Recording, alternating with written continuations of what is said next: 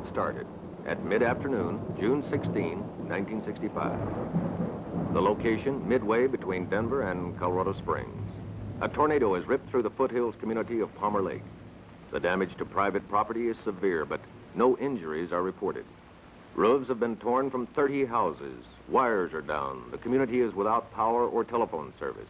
Emergency crews are en route from Colorado Springs and the Air Force Academy. As Palmer Lake takes stock of its damage, the rains begin again. Some 40 miles to the northeast, another twister touches down at the Valley Country Club on the outskirts of Denver. No injuries are reported at the club, but at a nearby veterinarian's home and hospital, a dozen animals are killed by flying debris.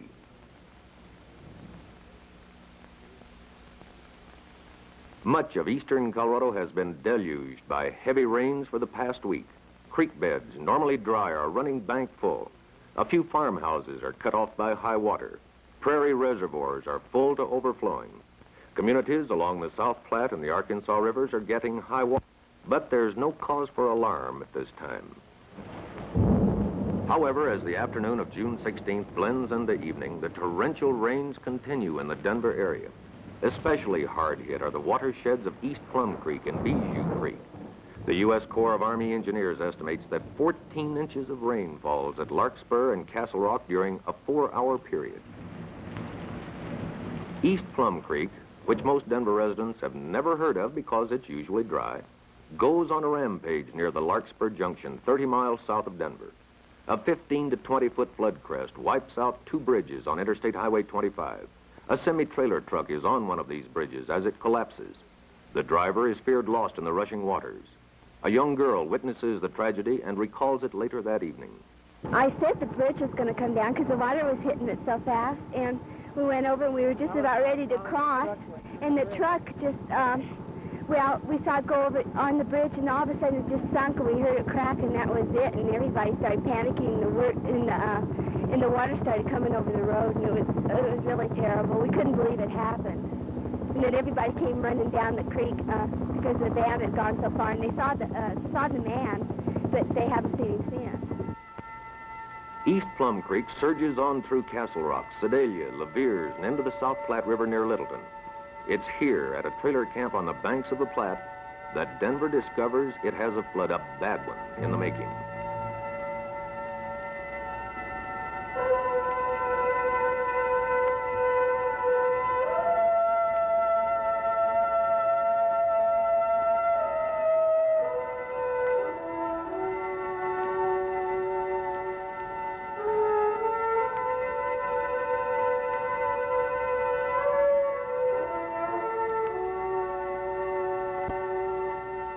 The Great Flood of 1965.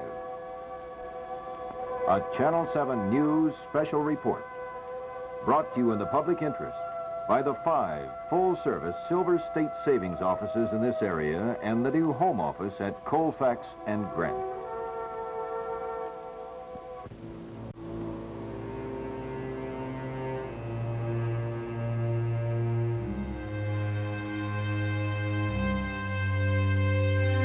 Denver, the morning after the most destructive flood of the century.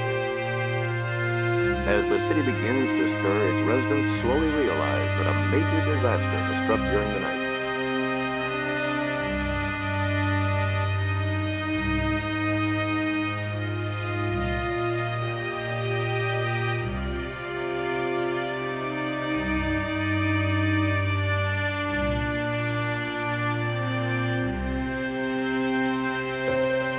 Bridges spanning the South Platte River are destroyed or closed by high water. Shortly before 8 o'clock, another one collapses from the weight of accumulated debris.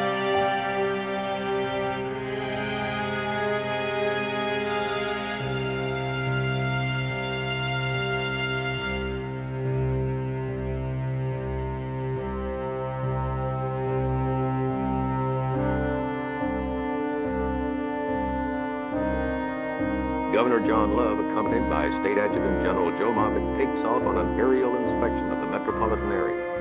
In thinking back to the destructive floods that hit Colorado in June, I think about the almost unbelieving sort of attitude that I had in flying over the floodwaters to see either normally very small streams or dry creeks, raging torrents, and the tremendous destructive force that they carried with them.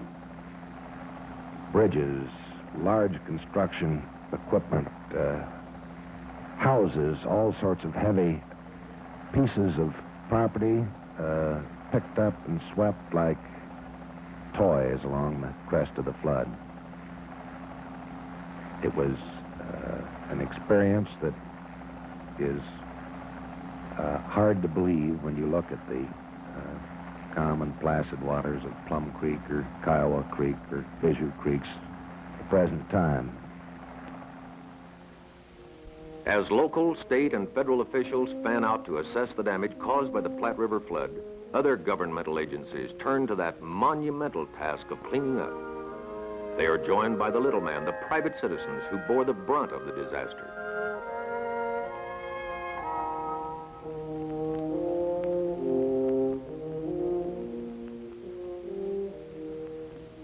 In metropolitan Denver, an estimated 2,000 homes, 600 businesses, 6 apartment buildings, and 160 house trailers are damaged or destroyed. In Denver alone, the official estimate of flood damage to city-owned facilities will come to $5,450,000. The total damage to privately owned property, including contents and inventories, will be more than $45 million. Total damage to the Denver metropolitan area, $300 million. Suburban communities along the Platte River, south of Denver, are hard hit. The Columbine Country Club, an exclusive area of custom homes built around a golf course, is severely damaged. This is Columbine Mayor Robert Chase. As a result of this flood, in our area, there are 26 houses out of the 117 which received damage of a minor or major nature. 2 houses were completely wiped away, 1 damaged beyond repair, and 15 very seriously damaged. We estimate the dollar value of the damage to the homes in this area to be between $600,000 and $700,000. A mile and a half downstream from Columbine, Centennial Racetrack suffers heavy damage. 27 horses are drowned or lost in the floodwaters. 10 barns are destroyed. The racetrack itself is underwater for several days. But through a mighty effort, Centennial cleans up, repairs, and rebuilds, and opens for the summer racing season less than a month later.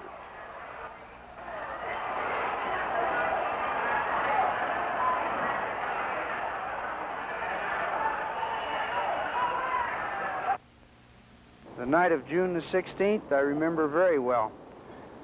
I seen water that night come down in through this valley and move these people out of their homes in the city of Sheridan that I didn't believe was possible. Chief Ben Roach of the Sheridan Police Department. The water came over this small residential area here in the city, which had about 150 homes in it. We had already evacuated all the people. There were approximately 5 or 6 businesses down here which were completely wiped out. The water at this point was about 15 feet high on some of the buildings, and maybe 9 and 10 feet on some of the other buildings.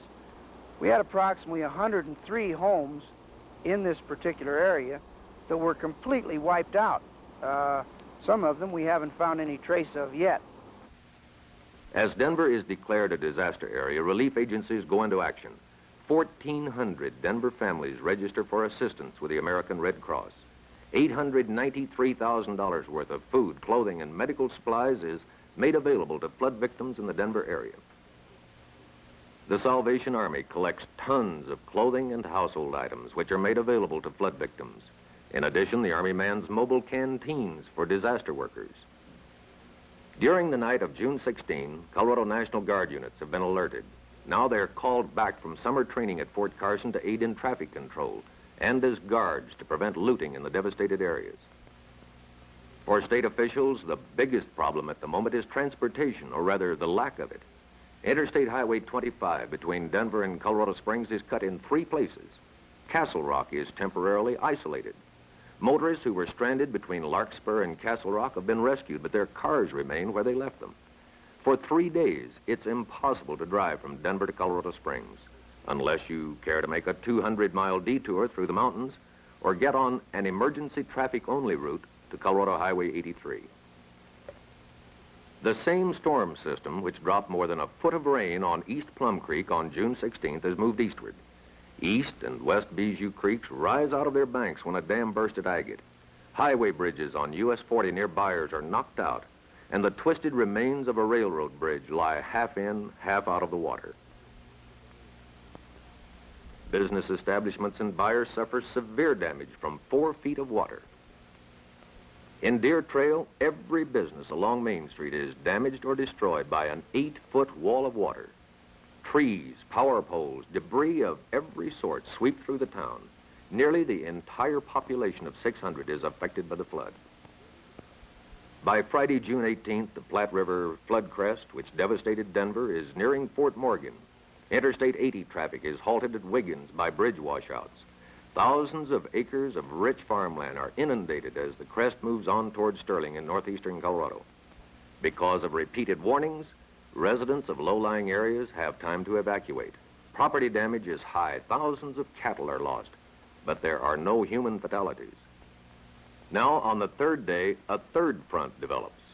Watersheds of the Arkansas River in southeastern Colorado have been hit by repeated cloudbursts. Normally dry creeks running a half-mile wide in places empty into the Arkansas between Pueblo and Los Animas. There's some flooding in La Junta and Los Animas, but the runoff is contained by the John Martin Dam. However, east of that reservoir, streams from the north and from the south pour into the Arkansas. 15 miles downstream from John Martin Dam, Lamar is dealt 2 massive blows. Willow Creek spills 4 feet of water into the business district. The next day, the rising Arkansas River hits Lamar from the other side. Now, most of the city, including residential and business sections, is flooded. Hundreds of people are evacuated from their homes, and for 36 hours, the city of Lamar is isolated. Downstream from Lamar, the communities of Grenada and Holly struggle with high water from Clay Creek and Two Buttes Creek, and the crest of the Arkansas River. 7 persons drown in the Lamar-Holly area. Property damage runs high, and as the week ends, the Great Flood of 1965 rolls unconquered into Kansas.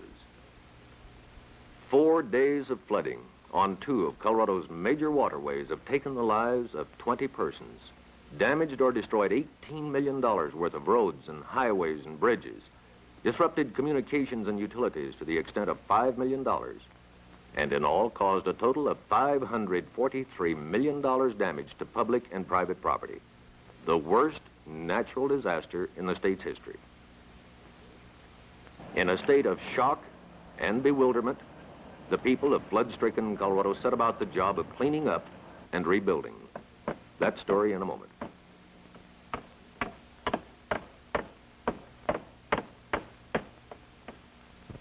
This is all that remains of the Sedalia Presbyterian Church here on the banks of Plum Creek. It was washed away, as were scores of other buildings, on the night of June 16. More than 3 months have gone by since that disastrous flood occurred. A great deal of rebuilding has been accomplished, but many areas of our city and state still bear the scars of rampaging water. These signs tell part of the reconstruction story in the Denver metropolitan area. For some flood victims, the fortunate ones, getting back in business was a matter of cleaning up and minor repairs. A good many others, however, had to level the ruins and start over from scratch. Since flood insurance was non-existent, many relied upon the Small Business Administration for low-interest loans. As of September 15th, SBA officials report a total of $17,840,000 in disaster loans approved in the Denver area. The vast majority of businessmen who experience flood damage have decided to stay where they are and rebuild. The SBA says fewer than 2% of the business loan applicants are relocating away from the floodplain. An example of rebuilding of a medium-sized industrial plant can be found at 2185 South Jason Street, 1 block from the South Platte River. The Power Curve Conveyor Company suffered losses in excess of $150,000. 8 feet of muddy water made it necessary to rebuild all first-floor offices and ceilings. Heating, air conditioning, and electrical systems were replaced along with most office furniture and equipment.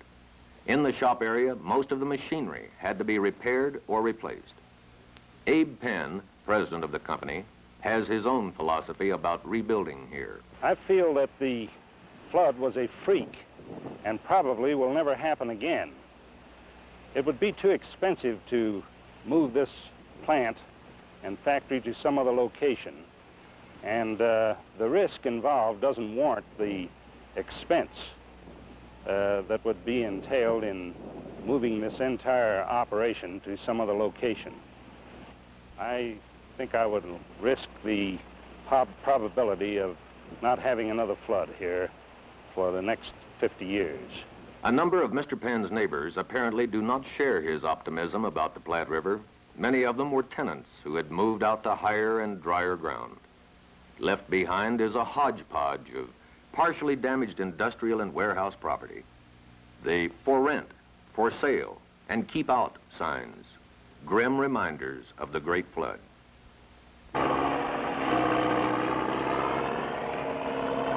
The task of cleaning up is still in progress in the residential district of Val Verde in southwest Denver. And when Val Verde is cleaned up, a major reconstruction effort will be necessary to restore it to its original state. City officials say without question, Val Verde was the hardest hit section of Denver in the June floods. In Denver alone, 364 private homes and commercial structures were damaged in excess of 75% of their total value. In other words, they've been condemned, labeled unsafe for occupancy. Keep out. A good number of these condemned homes are in the Val Verde section. The Platte River spread out to a depth of 6 feet and more in this area. Many houses simply floated away. Others, hit by debris with battering ram force, were damaged beyond repair. In Val Verde, a neighborhood of modest homes, the rebuilding is slow. Robert Anderson, a Val Verde businessman, has this explanation. Building is really rather slow here due to the fact that a lot of people are undecided what's going to happen here and whether the Chatfield Dam will be built, and also they're waiting to have the cleanup done down here. These hollow houses demolished and removed, and see what the picture will be after it's cleaned up. City officials are concerned about the Val Verde problem, too. With the property owner's permission, the city is contracting private firms to demolish condemned houses. The Public Works Department is, in turn, reimbursed for the work through federal disaster aid funds. In Lamar, the southeastern Colorado city that was isolated by floodwaters for a day and a half, the cleanup is complete. 85% of Lamar's business district was damaged when the water rose up to 4 feet on this main street.